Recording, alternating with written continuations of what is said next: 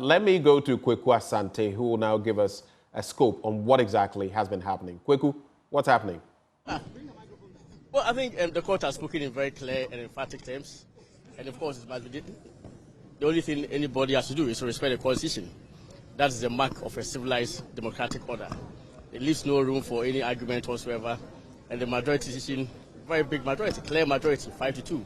It's not as if it was a narrow majority, 3-4 or 4-3, that anyone can say, well, there's some room for kind of review or anything at all. But the point I'm making is that whenever the court speaks, it's such a clear and emphatic order. Even if it's a very narrow majority, that's the decision of the court, and that decision must be respected. And I'm saying that it results in a degeneration of our society and a destruction of our democratic order for anybody at all to refuse to comply with orders of the Supreme Court. And I think that's non-negotiable and something that we must all respect. I've heard some statements by certain political actors to the effect that the case ought to be withdrawn and that there ought to be negotiation and all that. I'm quite surprised because indeed, firstly, I did not hear such expression of a willingness to negotiate and all, or maybe such instruction to the speaker or direct suggestion to the speaker for negotiation and all, when the speaker started embarking on this act.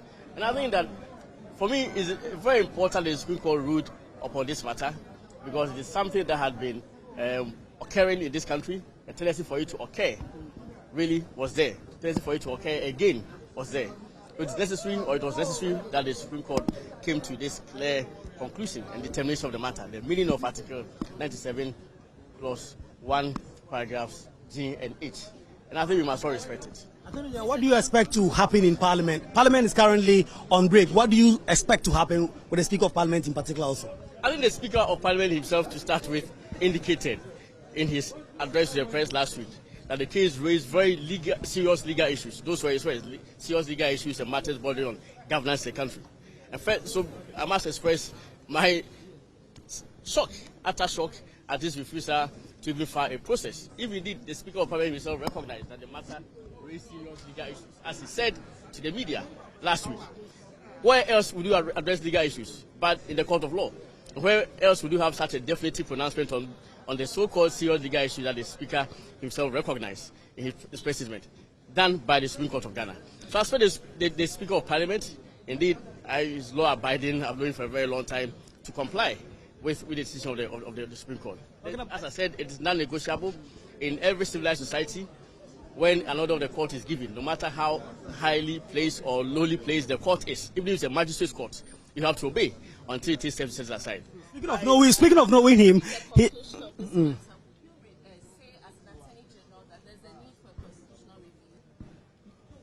What does it relate to this? The American Constitution itself, very thin, as you all know. Yet, the Speaker, that Constitution has survived over 200 years.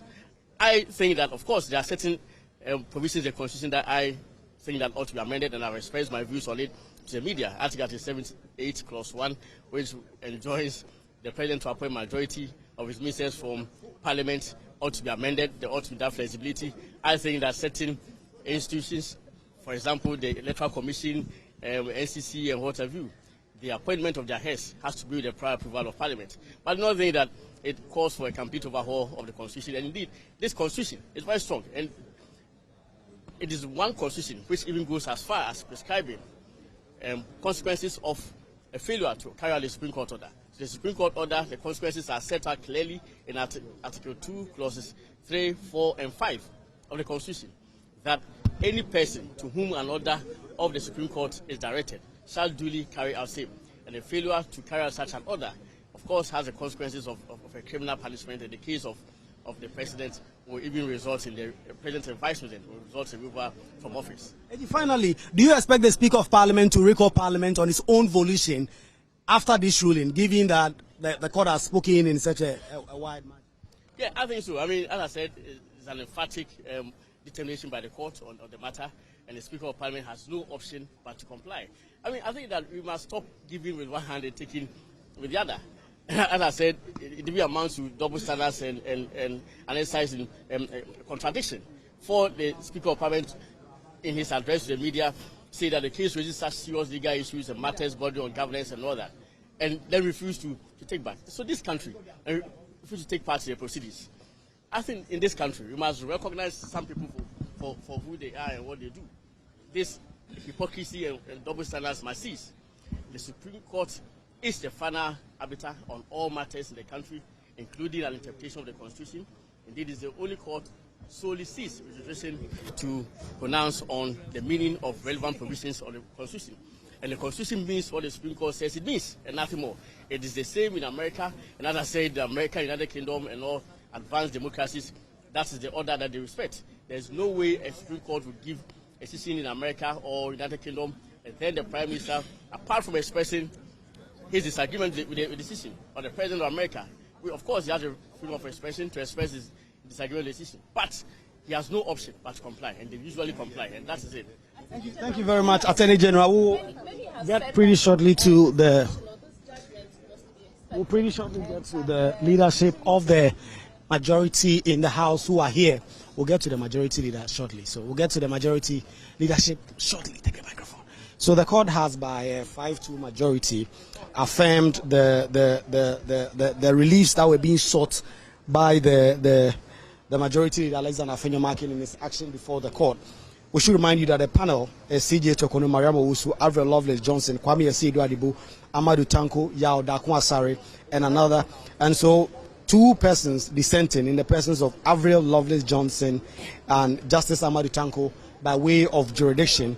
And then the 5 other judges who have been hearing these interlocutory matters have ruled that the majority leader's action in court must succeed. We will hear from him pretty shortly as the Attorney General himself wraps up his interview with the media, as we get to hear finally from the leadership of the NPP persons who are also in court. Let's get back to listening to the Attorney General.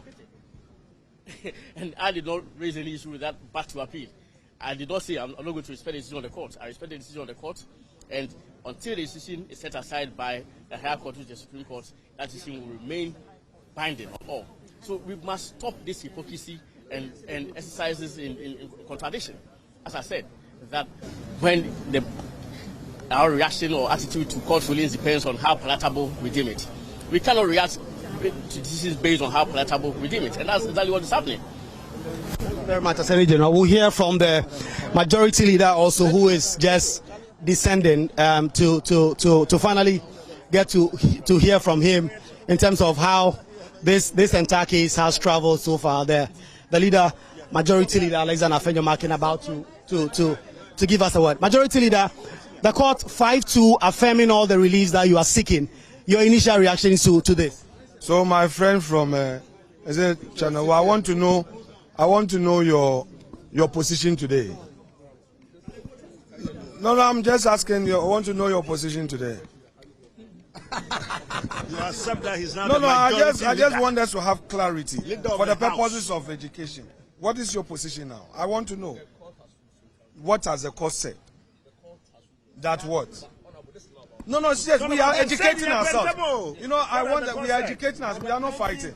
We are educating ourselves. So I want to know from you. He doesn't want to No. We need to get into it. So what is it? I want to know. That's what? That is so. I mean, I just wanted clarity on this matter. We can only thank God, and also it's a moment for all of us to rally around the choice we made in 1992, democracy. Democracy requires decency, and that is the path the MPP majority caucus took to ensure that we do right to the law. Nothing more, except to say that we expect our colleagues on the other side, including Mr. Speaker, to respect the outcome of this case so that we move on as a nation. All we have is the peace of the country. All we have is our democracy. And in West Africa and in Africa as a whole, Ghana shines in the eyes of the people in terms of democracy. So this is another feat we have achieved, and we must celebrate it. It's not a matter of MPP against NDC. is a matter of constitutional, interpretation, and the court has given its verdict. We should all respect it and move on. Thank you very much. I think on the Do you expect the Speaker to recall Parliament on its own volition, given this emphatic? let the lawyers deal with the issues of law.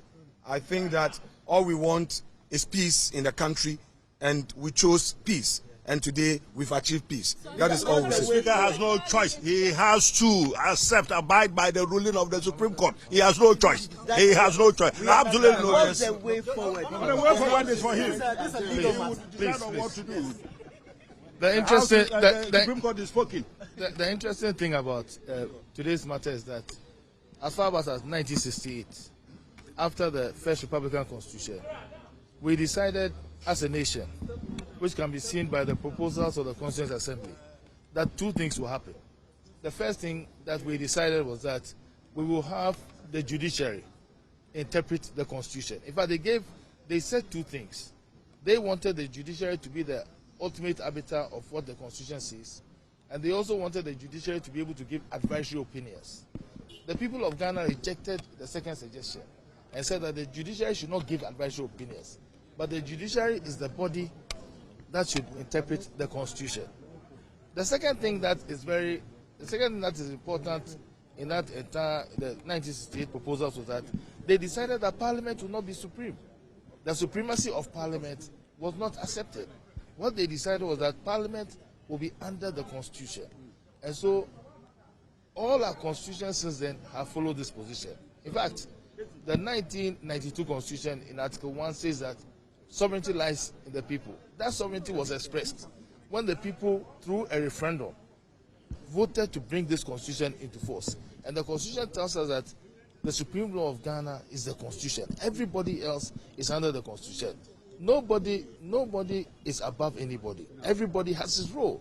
And so the fact that the Supreme Court interprets the constitution does not mean that they are above anybody. In fact, there are judges sitting on the bench. One of them is my classmate. My juniors are on the bench. But once they go and sit there, even if it's my own child sitting there, I cannot but bow and give the person respect, not for the person, but for the office and for the law. And we expect every other Ghanaian to also respect the law. We don't all agree on what is said and what is done. There are several times that I've disagreed with what is said and what is done.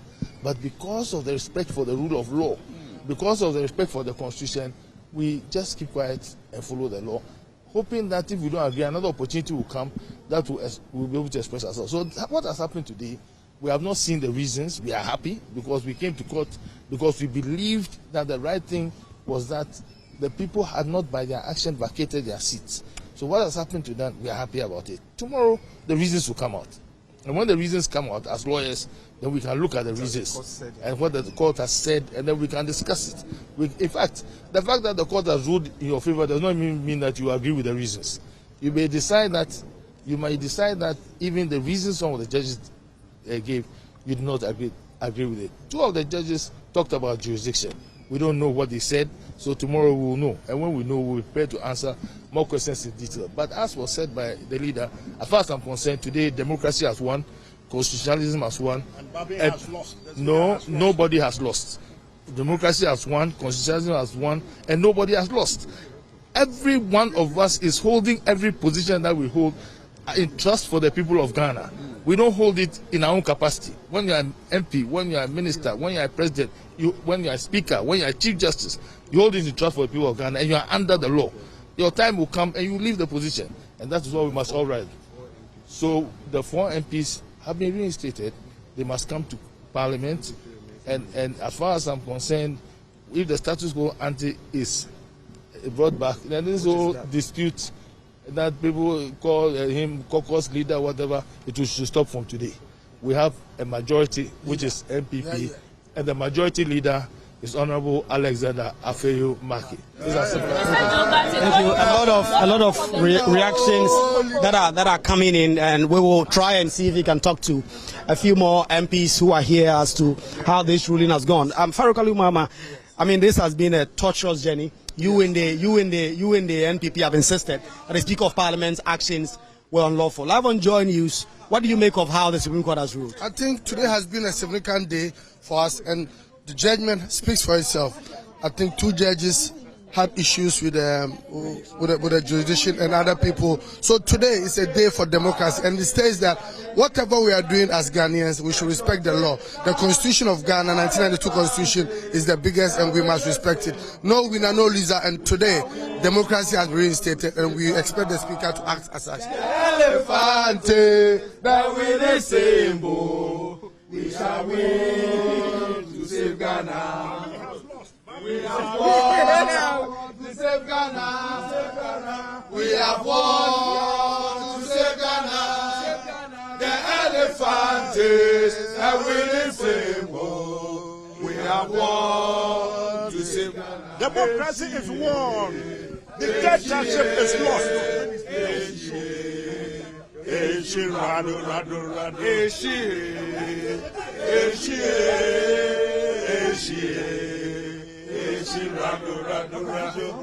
Why do you say that Bagman has lost when this was really a constitutional matter? He has come in. Tendencies he was beginning to exhibit. It's been nipped in the bud by this August House, the Supreme Court. My young child will say, I'm sorry. No,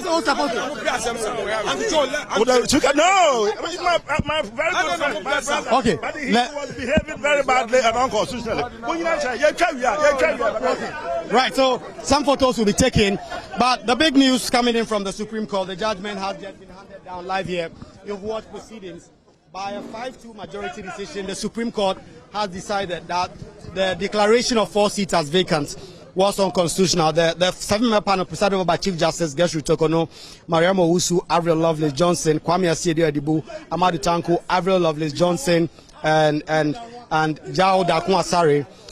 They came to the conclusion by majority decision that these persons really ought to return to Parliament, and they do not believe that the Speaker of Parliament acted in a way that affirms the Constitution. And so there are 2 members of the panel who dissented. That is Avril Lovelace Johnson and Justice Amadou Tanko, who ruled that given the way matters went, given how matters went, they disagree with the fundamental conclusions of the court. And so 5-2, they have actually dissented on that, and we'll get more reaction from the Supreme Court. KTM in particular has some strong words about the Speaker of Parliament, who he says has acted in a way that has dictatorial tendency. We'll get to him. Why are you saying that the Speaker of Parliament has acted with dictatorial tendency? I mean, the Speaker of Parliament is supposed to be the custodian of the Constitution.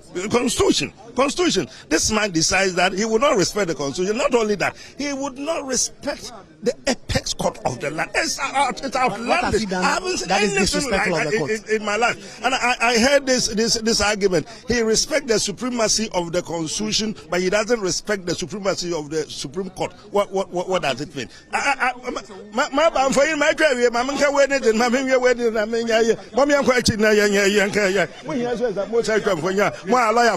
So what do you expect should happen now? So that is what somebody is saying. What do I have against Babi? My very good friend. Everybody accepts. I mean, he's a class prefect. You all know that. But the point is that I do not agree that a person of his caliber would not respect the ruling of the Supreme Court. Now it has been very crystally put by the Supreme Court. The motion, filed by our majority leader of the House has succeeded. The Speaker Babin has absolutely no choice now to comply. Tell Ato and his followers to move back to where they originated onto our seat. We expect that to be done without fail. That's how simple this matter has become. Babin must learn to respect the authority of the Supreme Court. Who's up? Thank you very much. Yes. One question for you. Which one? Why did you aid Professor Michael Quay to flout the... I've said this. This matter has come out and we talked about it so much. We say, how did I aid? Are you now making a personal attack? How did I aid? I do not even remember that particular ruling. I've made the point many times. At that time, we had about 169 or so members on our side. Nobody recalls that. Not question of not carried. I don't even remember. It is until this matter came up that the issue came up. And consistently, I've said that we're fine. He may have so he was wrong. he was wrong. But the matter didn't get the opportunity of surfacing in the Supreme Court. Now it has. There was this matter in one of these judgments, and I think Mr. Justice, I think Francois, in one of the famous cases, he said that, well, look, everybody is saying that this was wrong, this was wrong, it has been perpetuated, and nobody said anything, and so that remains the law. It is not. All right, there was there's an error, there was an illegality, it has been perpetuated. Now somebody's raised their hand. The hand is up now. Nobody.